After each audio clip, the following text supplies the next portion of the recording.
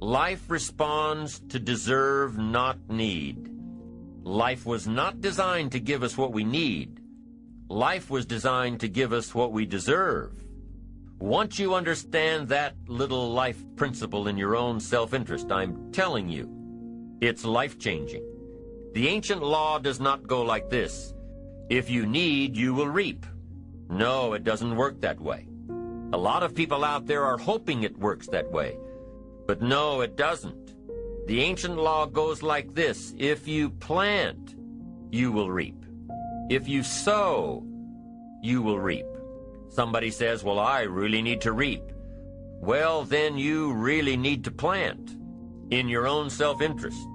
Your own self-interest needs to be educated in how to plant, how to do it so everybody wins, because life doesn't respond to need. You can't go to the soil and say, I need a crop. The soil just smiles at you. And here's what the soil says: don't bring me your need, bring me some seed. Bring me some effort. Bring me some discipline. Bring me some interest. Bring me some service. Bring me these things, and I'll return to you multiplied by 2 times, 5 times, 10 times. You can't come with need. You've got to come with seed. You've got to come with willingness. You've got to come with skills. You've got to be willing to learn, willing to change, willing to grow, willing to put yourself out, willing to stand up to the bad weather, willing to pull out the weeds, willing to nurture. That's the only way you get a return. Once you understand these principles, self-interest now truly becomes an exciting challenge, making sure everybody wins. Now here's another one. If you want to find, you must search. And if you search, you will find. In order to find, you must search. You must go to the seminar. You must go to the library. You've got to go to the bookstore. You've got to go to the class. You've got to go searching. Why? If you search, you will find. You'll find ideas. You'll find inspiration. You'll find hope. You'll find contacts. But you've got to be out there, on the search, on the look. Life reserves its treasures for those who deserve it, not those who need it. Enlightened self-interest, giving so that you will receive, searching so that you will find, making sure that everybody wins all the way around. Enlightened self-interest needs to be educated.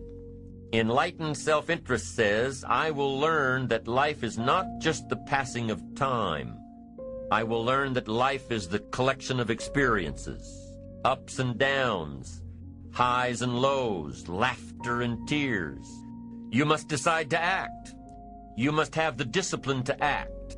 Now here's what's important about discipline. One discipline affects another discipline. All disciplines affect each other. In fact, here's a good philosophical phrase: everything affects everything else. Nothing stands alone.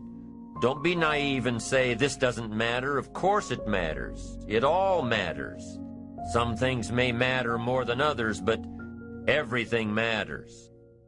If you'd rather sleep in than go for a walk around the neighborhood, pretty soon it will matter. If you'd rather spend your money instead of saving it, pretty soon it will matter. If you'd rather work late every night instead of going home and spending time with your family, pretty soon it will matter. It all matters. Every letdown affects the rest. If you won't walk around the block, you probably won't eat right. And you probably won't buy the books. And you probably won't attend the seminars. And you probably won't spend your money wisely. And after years of this, it all adds up. So the key to reversing this process is to start picking up the disciplines. It does matter. It all matters. Now, here's the positive side. Every new discipline affects the rest. Every new discipline makes a difference. That's why action is so important. The smallest action, the least action, the action that you won't think will matter, It all matters. Take it. Because when you start accomplishing and the value starts to return, you'll find inspiration to do the next one and the next one and the next one. If you start walking around the block, it'll inspire you to start eating right. You start eating right, it'll inspire you to get a book. You get a book and it'll inspire you to get a journal. You get a journal and it'll inspire you to develop some skills. Disciplines affect each other. Lack affects the rest of your life. The key is to diminish the lack. One of our greatest temptations is to just ease up a bit, to do just a little bit less than you're capable of, to take a little break. Somebody says, it'll just affect my sales. No, it'll affect your consciousness. It'll affect your philosophies. It'll affect your home life. It'll affect everything. No, you can't ease up a bit. That's what vacations are for. When you're at work, work. When you're on vacation, rest. Wherever you are, be there. If you think about vacation when you're at work, you'll surely think about work when you're on vacation. You'll just mess it all up. So be disciplined. Get involved. Do all that it takes to get the job done. Get your health back. Get your bank account where it's supposed to be. Get your family in order. Get disciplined, be disciplined every day. When you set up the disciplines that give your life structure, miracles can happen, multiplied. And I'm telling you, anybody who wants to make a drastic change in their income can do it. I was broke at age 25 and a millionaire at age 31. Everything around me was the same. I changed. I refined my philosophy. I read the books. I took the classes. Started looking at life a little differently. I'm telling you, it works. There's no secret to success. There's a system to success. The system works if you work it. If you don't work it, it won't work. But it works if you work it. And that's one four-letter word that most people don't like. They're not willing to work. I have a friend who invited me to her brother's house to help him to get off drugs, to introduce him to a drug program that can help him. And I said, these people can help you, but you've got to be willing to do the work. And after we finished, he asked us to leave. And I'll never forget what she said. As we were going down the steps, she said, Les, I do apologize for wasting your time, but I realized when my brother knew that it would require work for him to get off drugs, that most people won't participate in their own rescue.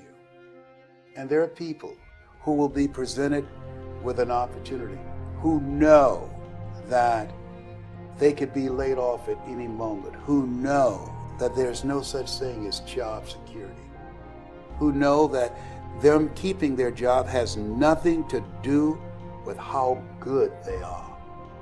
And yet and still, they'll go to work and have knots in their stomachs, hoping when they open up an email that they have not been told this is your last day. They'll go to work hoping there's not a security guard standing by their desk with a box and say, empty your things in here and take them to the front door and escort them to the parking lot. They go in there hoping it doesn't happen. Why? Because they don't want to do the work. It's an aversion to most people's spirit. And I'm walking around in the jungle and I said, well, Lord, I can't fly like the eagle. I can't run like the cheetah. I can't roar like the lion, and I can't throw my weight around like the elephant. What did you give man as his defense in the whole ecosystem of human, of life force? What did you give me? He said, I gave you a brain. That's why God didn't make chairs. He only brings it halfway. We are taught that God makes furniture. I want you to look around your life for trees, not tables. God's going to bring it within the reach of your mind, and your creativity is going to take it the rest of the way. Look at what all we were able to do. No other creature, no other species has sent satellites up into the air, created smartphones. Look at what we did with our head. Why are we up using our